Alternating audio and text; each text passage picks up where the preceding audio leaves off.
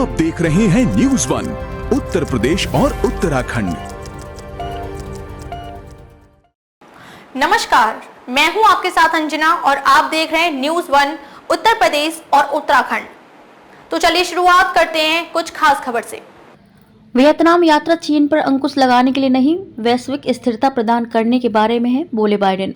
भारत में G20 शिखर सम्मेलन में भाग लेने के बाद अमेरिकी राष्ट्रपति जो बाइडेन वियतनाम की यात्रा पर रवाना हो गए। G20 शिखर सम्मेलन के समापन से पहले ही बाइडेन वियतनाम की यात्रा पर निकले।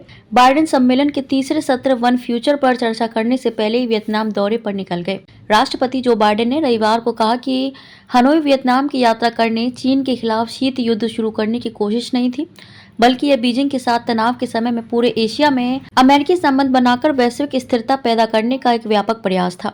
यह यात्रा चीन को नियंत्रित करने के बारे में नहीं है, बाइडेन।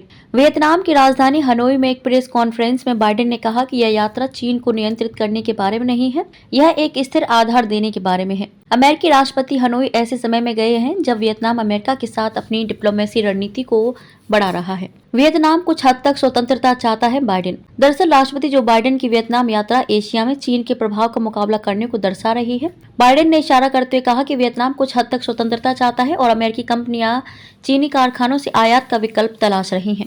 अमेरिका संभावित सहयोगियों की तलाश कर रहा है और साथ ही चीन के साथ तनाव कम करने की भी कोशिश कर रहा है। हम शीत युद्ध के बारे में बहुत ज्यादा सोचते हैं, राष्ट्रपति जो बाइडेन ने कहा कि मुझे लगता है कि हम शीत युद्ध के बारे में बहुत ज्यादा सोचते हैं, यह उसके बारे में नहीं है, यह दुनिया के सभी हिस्सों में आर्थिक विकास और स्थिरता पैदा करने के बारे में है और हम यही करने की कोशिश कर रहे हैं। उन्होंने कहा कि हमारे पास स्थिरता बनाए रखने के लिए दुनिया भर में गठबंधनों को मजबूत करने का अवसर है, यह यात्रा इसी बारे में है। बाइडेन ने कहा कि पिछले 5 दिनों में उन्होंने दुनिया भर की यात्रा की, वॉशिंगटन से नई दिल्ली और अब हनोई तक।